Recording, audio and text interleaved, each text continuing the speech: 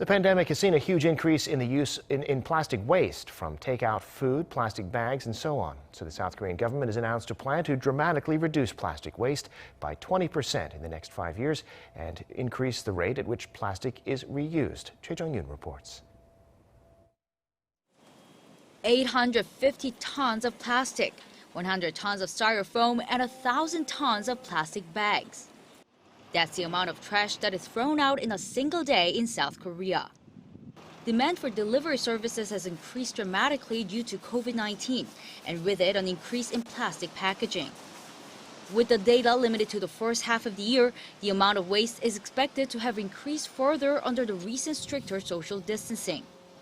In response, the government has come up with measures to reduce the disposal of plastics in all process, production, distribution, and consumption, as well as increase recycling.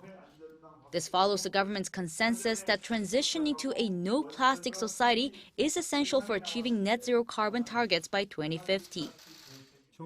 The government will extend the types of businesses that aren't allowed to use disposable packaging and strictly limit repacking and double packing until we get rid of single-use plastic in entire sectors. Under the plans to get rid of plastic, the Environment Ministry plans to reduce the disposal of plastic by 20% by the year 2025.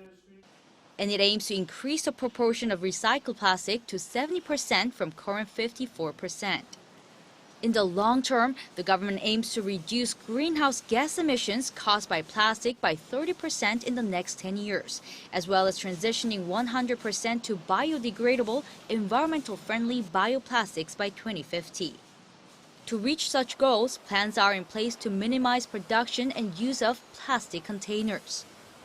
For instance, plastic dishes used in delivery services will gradually be limited by restricting the thickness of plates depending on the kind of food and type of holder. Starting in June 2022, stores will have to pay deposits for using plastic cups, and apartment complex recycling areas will have to sort plastics into 4 types. Importing waste plastics from other countries will be completely banned. Choi Jeong-yoon, Arirang News.